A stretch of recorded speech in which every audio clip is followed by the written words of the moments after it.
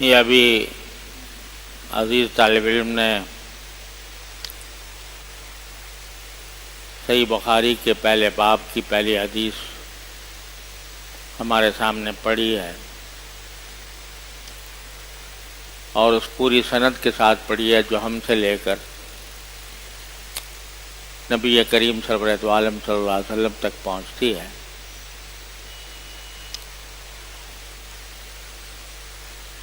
امام بخاری رحمۃ اللہ علیہ نے اپنی کتاب کا آغاز اس حدیث سے فرمایا ہے اور یہ وہ حدیث ہے جس کو متعدد بزرگوں نے یہ فرمایا ہے کہ یہ ثلث دین ہے، دین کا ایک تہائی حصہ یہ ہے۔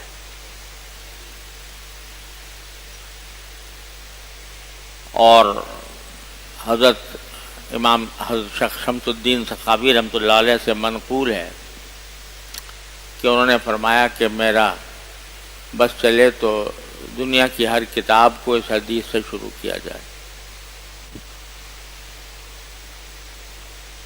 یہ حدیث وہ ہے جو اکثر و بیشتر عام مسلمانوں کو بھی یاد ہوتی ہے، اس کا کم از کم پہلا جملہ کہ انما الاعمال بالنیات، اور اس کو غلط سلط بھی استعمال کیا جاتا ہے، بیجا بھی استعمال کیا جاتا ہے، لیکن حقیقت یہ ہے کہ جو بات اس حدیث میں بیان فرمائی گئی ہے وہ انسانی زندگی کے تمام اعمال کی بنیاد اور جڑ ہے۔ آپ نے یہ فرمایا کہ تمام اعمال کا دار و مدار نیتوں پر ہے،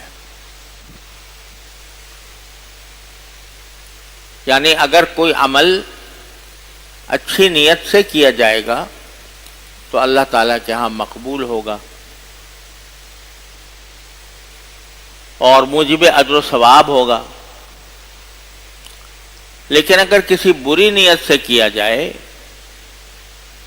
تو وہی عمل اگرچہ بذات خود اچھا ہے لیکن نیت خراب ہونے کی وجہ سے اس کا نہ صرف یہ کہ کوئی فائدہ حاصل نہیں ہوتا بلکہ وہ الٹا مضر پڑ جاتا ہے۔ جیسے سامنے کی مثال یہ ہے کہ اگر نماز آدمی اللہ کی عبادت کی نیت سے پڑھے، اللہ تعالیٰ کو راضی کرنے کے لیے پڑھے، تو بے شک وہ بڑے عظیم اجر و ثواب کا ذریعہ ہے۔ لیکن وہی نماز اگر آدمی دکھاوے کے لیے پڑھے کہ لوگ مجھے عبادت گزار سمجھے،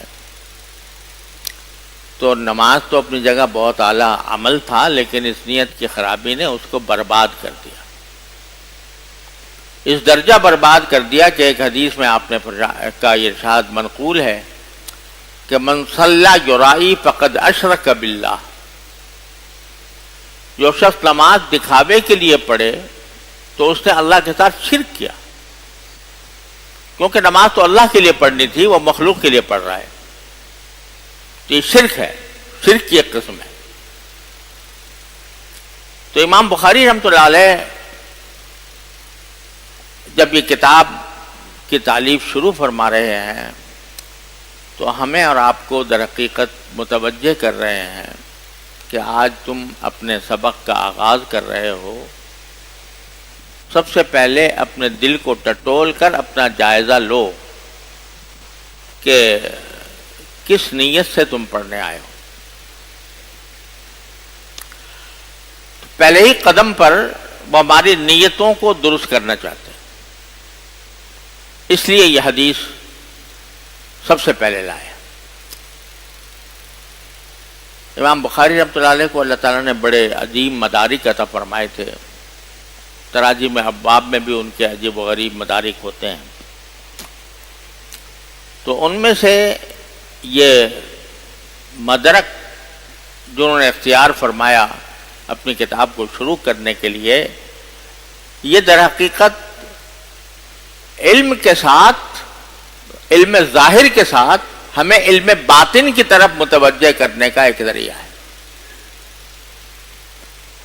یہ جو کچھ ہم پڑھتے ہیں فقہ کے اندر، وہ سب اعمال ظاہرہ سے اس کا تعلق ہے،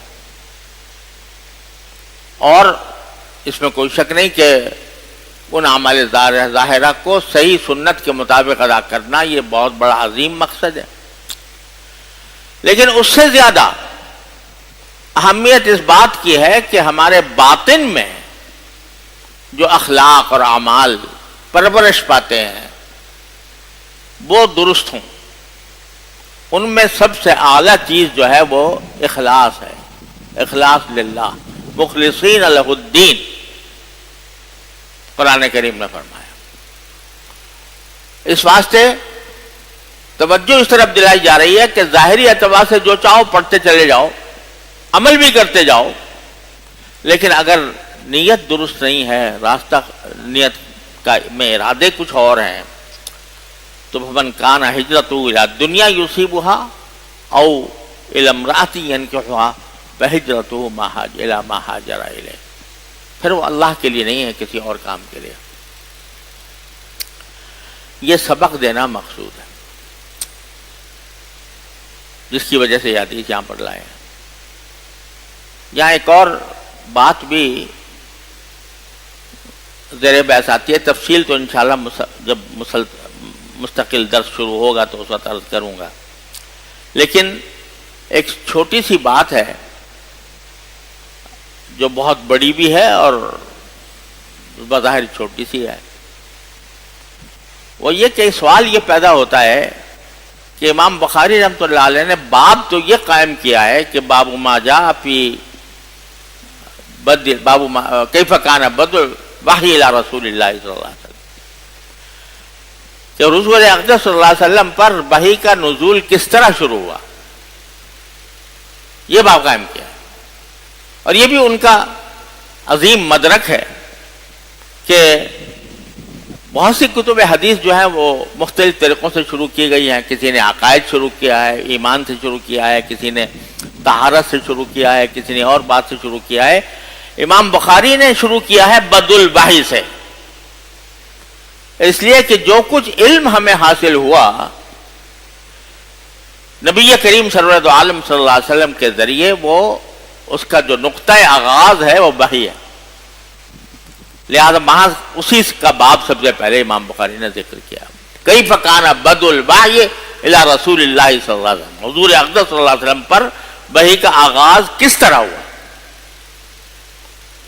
اب سوال یہ پیدا ہوتا ہے کہ باب تو یہ قائم کیا، اس کے تحت آیتیں بھی وحی کے مطابق نقل کی، انا اوحینا کما اوحینا الی نوح ونبیین من بعدہ، لیکن حدیث لے کے آئے انما الاعمال بالنیات،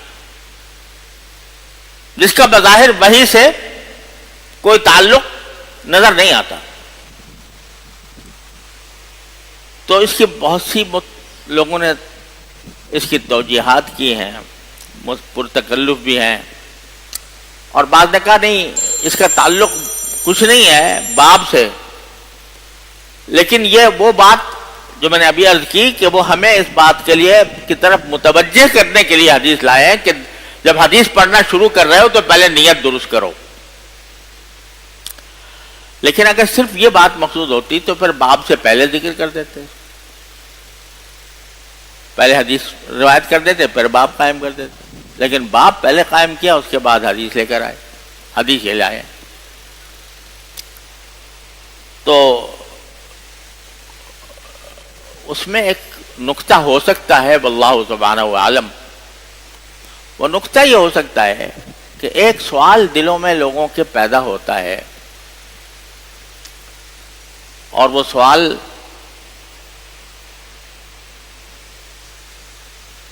اچھا خاصا مشکل سوال ہے۔ سوال یہ پیدا ہوتا ہے کہ آپ نے یہ پڑھا ہے کہ اللہ تعالیٰ کے ہاں جس ایمان کی قدر و قیمت ہے وہ ایمان بالغیب ہے، اسی لیے اگر آخرت کے حالات آنکھوں کے سامنے آ جائیں تو اس وقت کا ایمان معتبر نہیں. سکرات الموت کے طاری ہونے سے پہلے پہلے آدمی ایمان لے آئے تو ایمان معتبر ہے، اور سکرات الموت کے طاری ہونے کے بعد اگر فرشتے نظر آنے لگے، جنت اور جہنم نظر آنے لگے سامنے کہ اب میں یہاں جا رہا ہوں، اس وقت ایمان کا دروازہ بند ہے. تو اللہ تبارک و تعالیٰ کے ہاں جس ایمان کی قدر و قیمت ہے وہ تو ایمان بالغیب ہے. الذین یؤمنون بالغیب،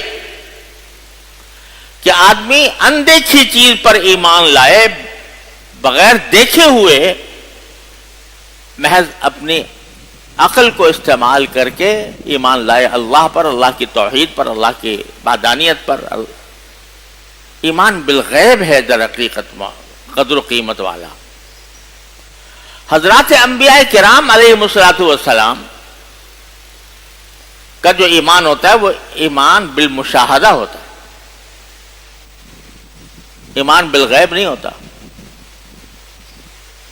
کیونکہ فرشتہ ان کے پاس آتا ہے، وحی کا سلسلہ ان پر جاری ہوتا ہے. اللہ تعالیٰ بعض اوقات بذات خود ہم کلام ہوتے ہیں، ان کے سامنے وہ مناظر ہوتے ہیں،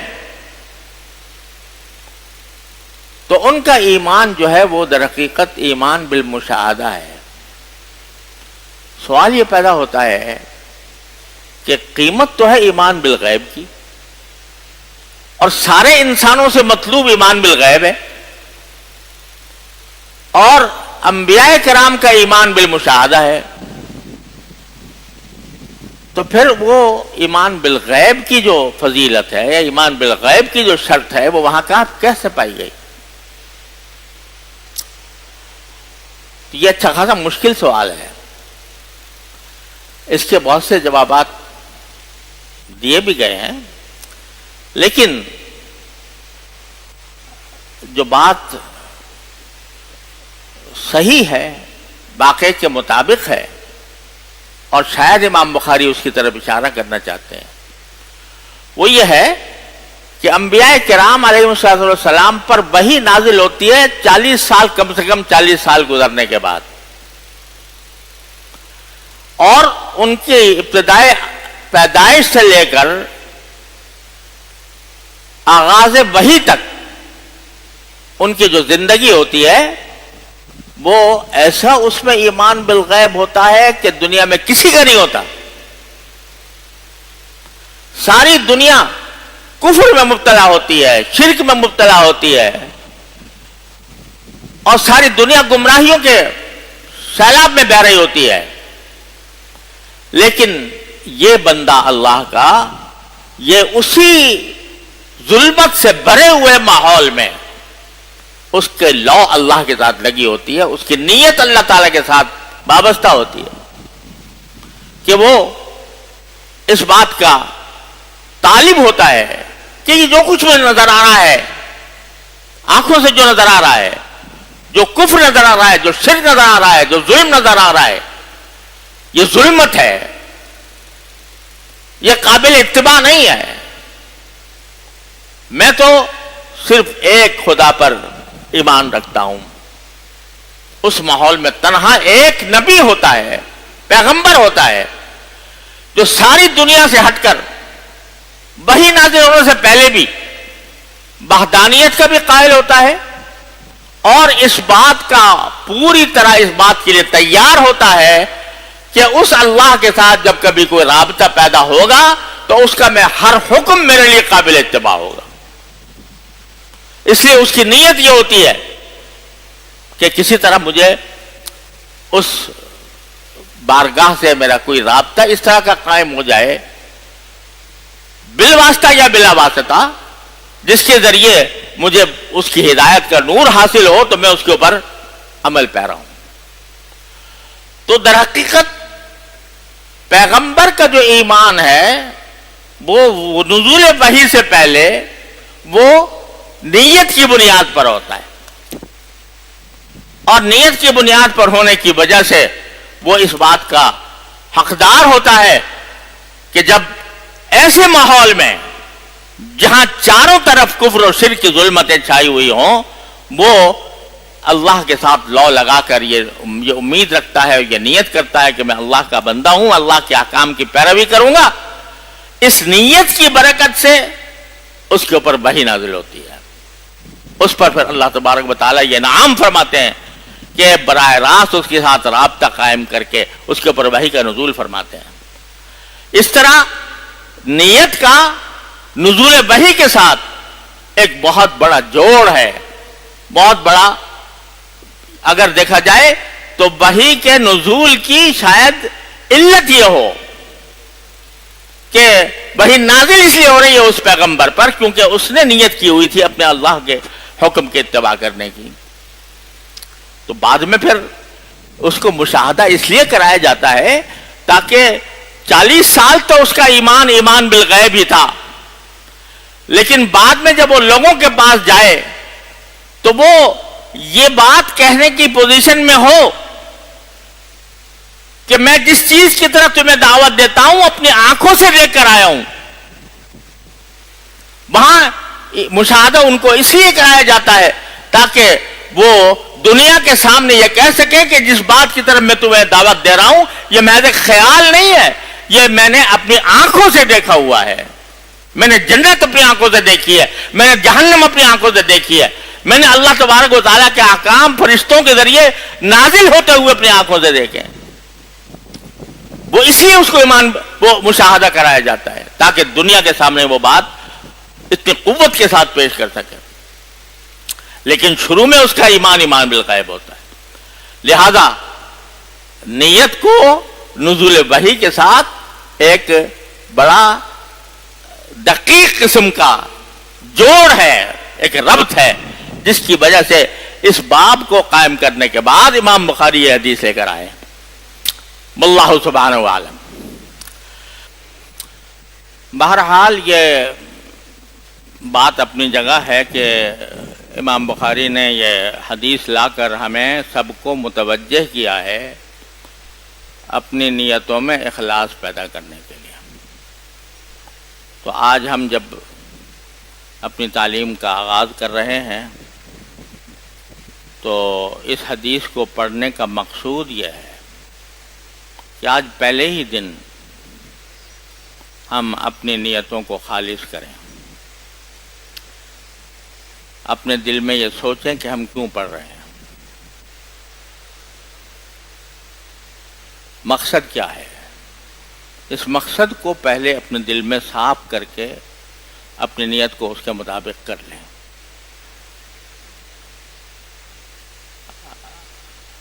ظاہر ہے کہ اگر دنیا کمانا مقصود ہوتا تو پھر یہاں کیوں آتے، اور دنیا کمانے کے بہت سے راستے ہیں ان کو انسان اختیار کرتا. لیکن یہاں تو دنیا کی جو شان و شوکت ہے بظاہر اس کے اسباب نظر نہیں آتے. اس کی صنعت کی کہیں اتنی بڑی قیمت بھی نہیں ہے کہ وہاں جا کر آپ کو کوئی بہت بڑی اونچی ملازمتیں مل جائیں. اگرچہ اللہ نے اپنے فضل و کرم سے ایسا کر دیا ہے کہ اس کو دوسری جگہ مقبول بھی ہوتی ہے یہ صنعت، لیکن اس کے باوجود یہ پیسے کمانے کا کوئی بڑا ذریعہ نہیں ہے. تو پھر کیا ہے، کیا مقصود ہے؟ تو پہلی بات یہ کہ عام طور سے جب پوچھا جاتا ہے کہ بھئی کیوں پڑھ رہے ہو، تعلیم کیوں حاصل کر رہے ہو، تو بعض اوقات زبان پر ہی آتا ہے کہ دین کی خدمت کے لیے یا دین کی دعوت اور تبلیغ کے لیے، دین کی تعلیم کے لیے. فی الجملہ یہ بات غلط بھی نہیں ہے، لیکن اس سے پہلے ایک چیز ہے جو عام طور سے ہم بھول جاتے ہیں. وہ یہ ہے کہ پہلے تو ہم اس لیے پڑھ رہے ہیں تاکہ ہمیں دین کے احکام پتہ ہوں اور اس پر ہم خود عمل پیرا ہوں. ان پر خود عمل کریں. اصل مقصود یہ ہونا چاہیے. پہلے میں خود تو خراب ہوں اور دوسروں کو دعوت دیتا پھروں. میرے دل میں تو تکبر، رعونت، فرعونیت بسی ہوئی ہو اور دوسروں کو میں تواضع کی تعلیم دوں. میں خود تو نمازوں کا اہتمام نہ کرتا ہوں، دوسروں کو نمازوں کے اہتمام کی تلقین کروں. تو اتأمرون الناس بالبر وتنسون انفسکم میں داخل ہو جاتا. لہذا پہلا مقصد یہ ہونا چاہیے ہر ایک طالب علم کے ذہن میں کہ جو کچھ پڑھوں گا اس پر عمل کرنے کی کوشش کروں گا، اور اس کے بعد پھر دوسرا نمبر یہ ہے کہ وہ دوسروں تک پہنچانے کی کوشش کروں گا. دین کی خدمت جس شعبے میں بھی بن پڑے گی وہ اخلاص کے ساتھ انجام دوں. بعض اوقات دلوں میں یہ خیال آتا ہے کہ میں ویسا بن جاؤں گا جیسے فلاں مشہور عالم ہے جس کی شہرت کا ڈنکا بجا ہوا ہے، جس کا دنیا میں طوطی بول رہا ہے. ویسا بن جاؤں گا تو میری بھی شہرت ہوگی، لوگ میرے بھی دیوانے ہو جائیں گے، لوگ میرے ساتھ بھی محبت کریں گے. یہ نیت اگر آ گئی تو یہ بھی دنیا کی نیت ہے، یہ حب جاہ کی نیت ہے، جو خراب نیت ہے. اگر نیت صحیح ہو، اللہ تعالیٰ کے دین پر عمل کرنے کی نیت ہو، اور پھر اللہ تبارک و تعالیٰ اپنے فضل و کرم سے قبولیت عطا فرما دے لوگوں میں، تو یہ ان کا کرم ہے. یہ مقصود بالذات نہیں ہے. مقصود بالذات یہ ہے کہ میں ٹھیک بنوں اور جن تک میں پہنچا سکتا ہوں ٹھیک بات پہنچا کر ان کو اس ٹھیک کام پر آمادہ کروں. یہ ہے اصل نیت. شہرت ہو یا نہ ہو، لوگوں میں مقبولیت ہو یا نہ ہو، اس بات سے بے نیاز ہو کر آدمی علم حاصل کرے. آج کا ایک بہت بڑا فتنہ جو خاص طور سے ہمارے طبقے میں پایا جاتا ہے وہ ہے شہرت کی خواہش، لوگوں میں مقبولیت کی خواہش.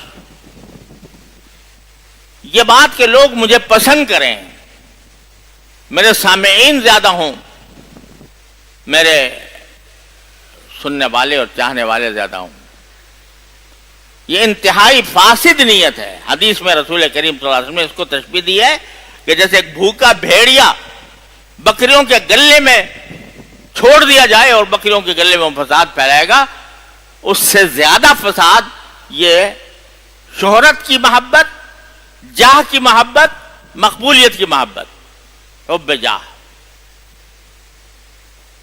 تو آج یہ دن اس بات کا ہے کہ ان ساری نیتوں سے اپنے آپ کو فارغ کر کے صرف اس لیے کہ میں دین اس لیے پڑھ رہا ہوں کہ اس پر خود عمل کروں گا اور پھر دوسروں کو عمل کرانے کی کوشش کروں گا.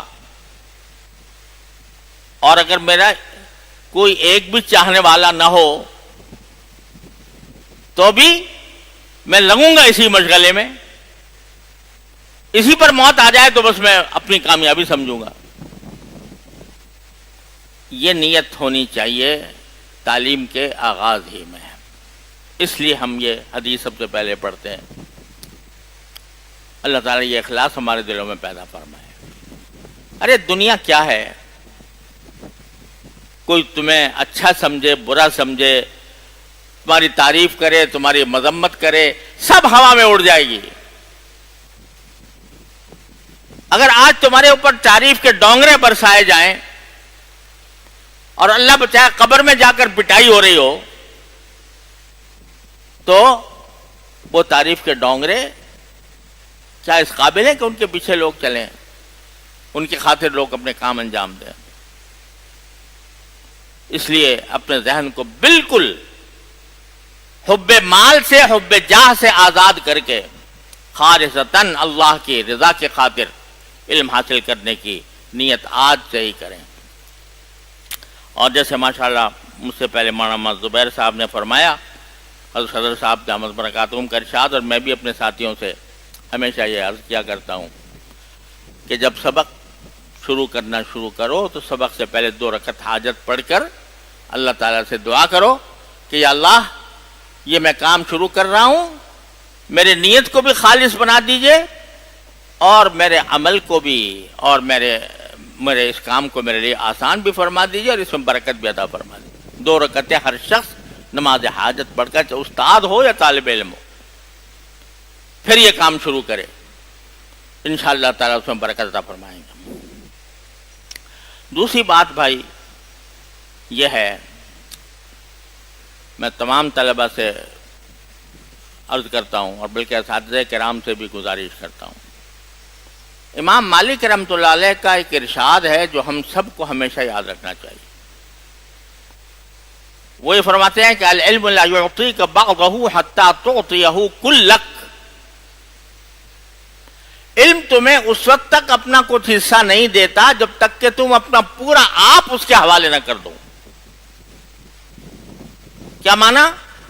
کہ علم کی تحصیل جو ہے، علم کی طلب، وہ کوئی رقیب برداشت نہیں کرتی کہ تم علم بھی چاہتے ہو اور ساتھ دنیا کے کام بھی چاہتے ہو، دنیا کے مقاصد بھی چاہتے ہو، یہ نہیں ہو سکتا۔ علم تمہیں اس وقت تک اپنا کچھ حصہ نہیں دے گا، لا يعطيك بعضه حتى تعطيه كلك، یعنی اپنا پورا وجود علم کے لیے خاص کر دو، علم کی طلب کے لیے خاص کر دو، تو پھر علم کا تھوڑا سا حصہ تمہیں ملے گا۔ وما اوتیتم من العلم الا قلیلا، جس کا حاصل کیا ہوا کہ طلب علم یہ اپنا کوئی رقیب برداشت نہیں کرتے۔ لہذا میری گزارش ہے تمام طلبہ کرام سے کہ وہ اپنے آپ کو جب دارالعلوم میں آ گئے ہیں پڑھنے کے لیے تو بس اپنی ساری سرگرمیاں طلب علم کی حد تک محدود رکھیں۔ اللہ تعالیٰ کا فضل و کرم ہے، دارالعلوم میں اللہ تعالیٰ نے آپ کو ایسا ماحول عطا فرما دیا ہے جس میں اس کی ساری ضروریات یکجا میسر ہیں۔ مطبخ موجود ہے، مطعم موجود ہے، آپ کو کھانے کی فکر نہیں ہے، آپ کو پکانے کی فکر نہیں ہے، اگر کوئی ضرورت پیش آ جائے تو دکانیں موجود ہیں، کینٹین موجود ہیں، خدا نہ کرے طبیعت خراب ہو جائے تو دارالشفا موجود ہے، ہر چیز، ہر ضرورت اللہ تبارک و تعالیٰ یہاں۔ کھیلنا چاہتے ہیں تو کھیلنے کا میدان موجود ہے، یہاں تک کہ مرنا چاہتے ہیں تو قبرستان بھی موجود ہے۔ تو اللہ تعالیٰ نے ساری ضروریات آپ کی اس 4 دیواری کے اندر مہیا فرما دی۔ یہ اللہ تعالیٰ کا خاص کرم ہے۔ اور ہمارے حضرت صاحب دامت برکاتہم بھی فرمایا کرتے تھے کہ ہم ایسا دل چاہتا ہے کہ اس 4 دیواری میں جو ہم لوگ رہتے ہیں، یہ 4 دیواری یہ نفاذ شریعت، نفاذ اسلام کی ایک نمونہ بنے۔ ہم مطالبات دنیا سے تو کرتے ہیں کہ شریعت نافذ کرو، اسلام نافذ کرو، لیکن پہلے اپنے اس وجود پر تو نافذ کریں اور ایک مثال تو پیش کریں کہ بھئی یہ ایک 4 دیواری ہے جس کے اندر الحمدللہ ہم شریعت کو مکمل طور پر نافذ کر چکے ہیں۔ اس طرح کہ ہر انسان یہاں پر اس 4 دیوانی میں رہنے والا یہ ایک سچے اور پکے مسلمان کی ایک مثال اور نمونہ ہے۔ وہ عبادات ہوں، طاعات ہوں، زندگی کا کوئی شعبہ ہو، وہ دین کا پابند ہے، دین کے احکام کا پابند ہے۔ اس کا اٹھنا بیٹھنا، اس کا سونا جاگنا، اس کی معاشرت، اس کا گھلنا ملنا، سب نبی کریم سرورت عالم صلی اللہ علیہ وسلم کی تعلیمات اور آپ کی سنت کے مطابق۔ تو الحمدللہ یہ ساری چیزیں یہاں پر جمع ہیں، لہذا آپ کو کہیں اور جانے کی ضرورت نہیں ہے اپنی کسی حاجت کے لیے. یہاں رہ کر اپنی تمام توجہ پڑھنے پر مرکوز کریں، اور اس کے لیے ہمارے بزرگوں نے جو طریقہ بتایا ہے وہ علم حاصل کرنے کا سب سے بڑا راز ہے. کیا؟ مطالعہ، سبق اور تکرار. مطالعہ سبق سے پہلے ہے. سبق سے پہلے جو مطالعہ کیا جاتا ہے اس کی حقیقت سمجھ لو. حقیقت اس کی صرف اتنی ہے. لوگ سمجھتے ہیں کہ مطالعے کے اندر بہت لمبی چوڑی تحقیقات ہم پڑھیں گے، کوئی ضرورت نہیں ہے. جو سبق کل پڑھنے جا رہے ہو اس پر ایک نظر ڈال کر اتنا طے کر لو کہ اس میں سے کتنا تم نے خود ہی سمجھ لیا اور کتنا تم نہیں سمجھے، تو جو جا کر استاد کے ہاں اچھی طرح غور سے سمجھیں گے. جس کو حضرت تھانوی رحمۃ اللہ علیہ نے تعبیر فرمایا کہ مجہولات کو معلومات سے ممتاز کر لینا، یہ مقصود ہے مطالعے کا. جتنا کچھ مجھے پتا ہے پہلے سے، اور اتنا پتا نہیں ہے تو میں جا کے استاد سے اس طرح سمجھوں گا. مطالعہ. اور پھر درس کے وقت میں توجہ کے ساتھ درس سننا، اور خاص طور پر وہ جگہیں جن کے بارے میں رات پڑھا تھا کہ یہ میری سمجھ میں نہیں آئی، ان کو اچھی طرح سمجھنا. اور پھر بعد میں ایک مرتبہ تکرار اس کا. ہمارے حضرات کا تجربہ یہ ہے بزرگوں کا کہ جو شخص ان 3 کاموں کا اہتمام کر لے تو الحمدللہ انشاءاللہ اس کو استعداد حاصل ہو جائے گی. تو ایک تو اس بات کی. اب اس کے لیے ضروری ہے کہ آپ دوسرے تمام مشاغل سے اپنے آپ کو پاک رکھیں.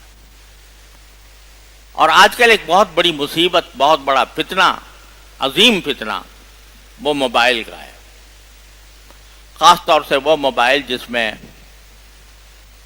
صرف ٹیلی فون کی بات نہیں ہوتی بلکہ اس میں بہت سے پروگرام ہوتے ہیں، واٹس ایپ ہوتا ہے اور کیا کیا ہوتا ہے. یہ ایک بہت بڑا عظیم فتنہ ہے. طالب علم کے لیے یہ رہزن ہے، ڈاکو ہے. طالب علم کی راہ کا ایک ڈاکو ہے. کیونکہ اگر اس میں مشغول ہو گیا طالب علم تو اس کا ذہن کبھی علم کی طرف مرتکز نہیں ہو سکتا. ہم خدا چاہی وہاں خواہی وہ ہم جنائے دوں، این خیال است و محال است و جنوں. تم یہ بھی چاہو کہ میں موبائل کے مزے بھی لیتا رہوں اور طالب علم بھی کروں، یہ نہیں ہو سکتا. ایک کام ہوگا، یا طالب علم ہوگی یا وہ موبائل کی لذتیں ہوں گی. اس وجہ سے دارالعلوم کے اندر یہ جو وہ موبائل جس کو بہت ہی غلط لفظ استعمال کیا تھا، جس کے لیے کیا کہتے ہیں اس کو،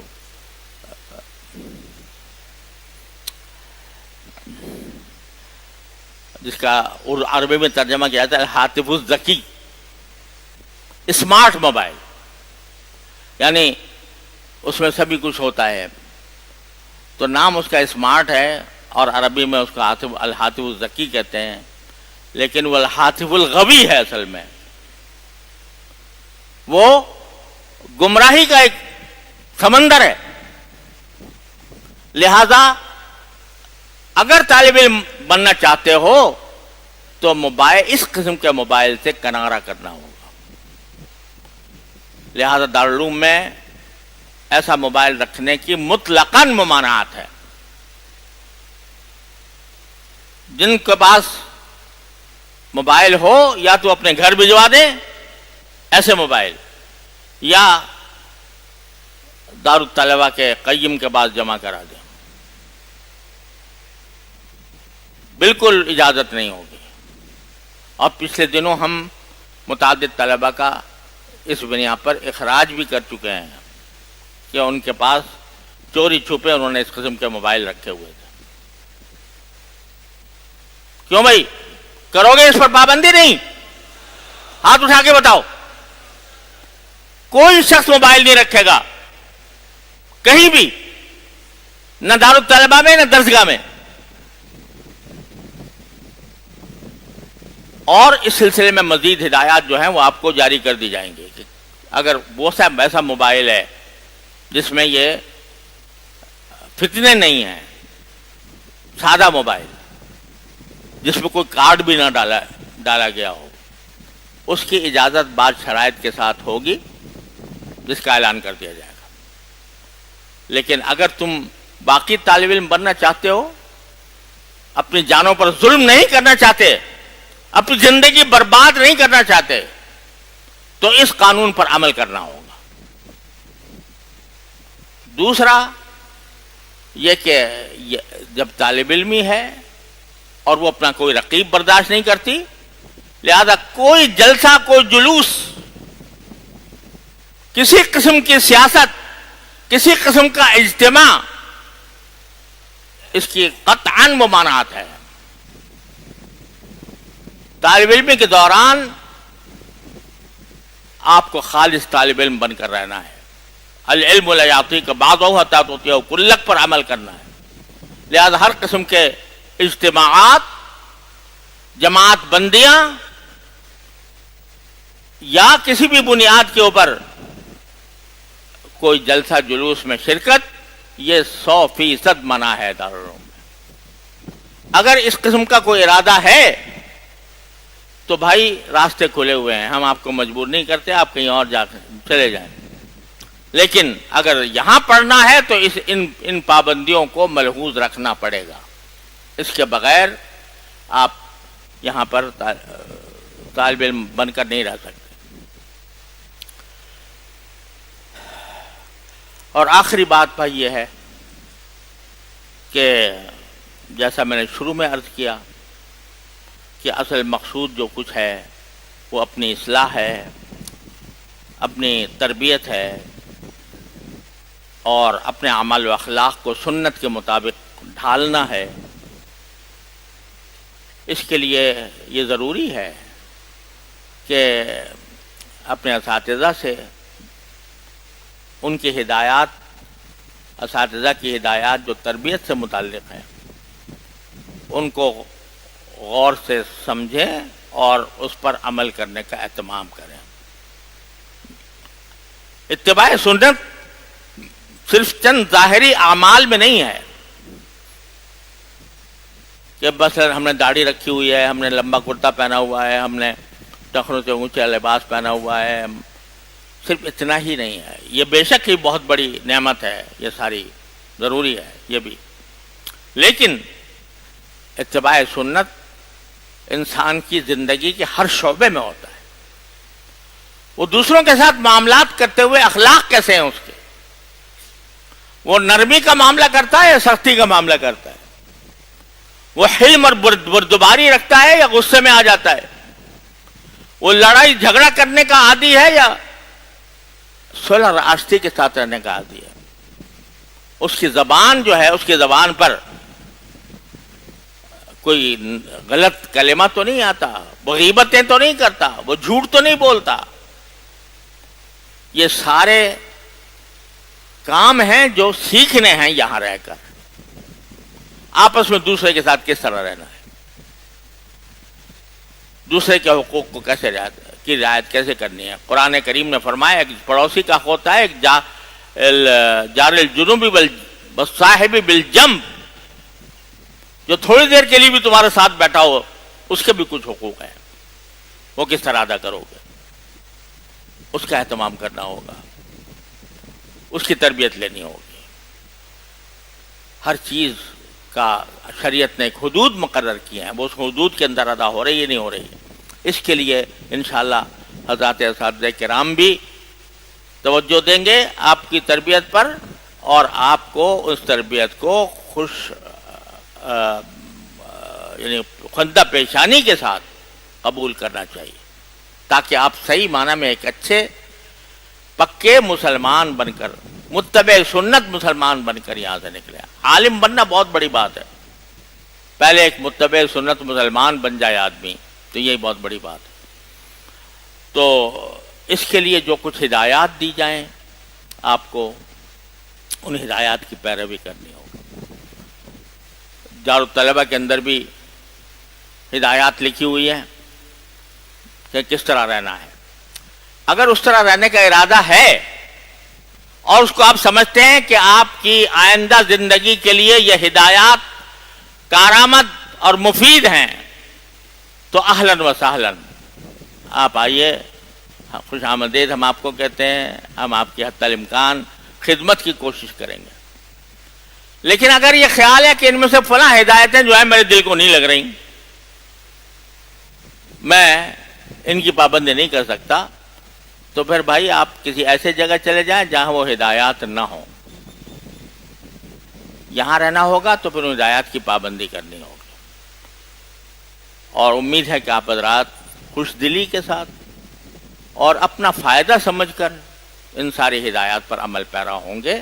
وقتاً فوقتاً جو ہدایات جاری کی جائیں گی ان کے اوپر عمل کریں گے. بس میں یہ ان گزارشات پر اس وقت اپنی بات ختم کرتا ہوں. اقول قولی ھذا واستغفر اللہ لی ولکم ولسائر المؤمنین. اور اب دعا کر لیتے ہیں کہ اللہ تعالی ہمارے اس آغاز سبق کو مبارک فرمائیں.